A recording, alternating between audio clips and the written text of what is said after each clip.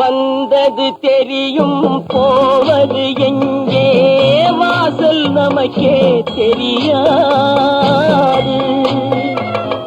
வந்தவரெல்லாம் தங்கிவிட்டால் இந்த மண்ணில் நமக்கே இடமேது. வாழ்க்கை என்பது வியாபாரம், வரும் ஜனனம் என்பது வரவாகும், அதில் மரணம் என்பது செலவாகும்.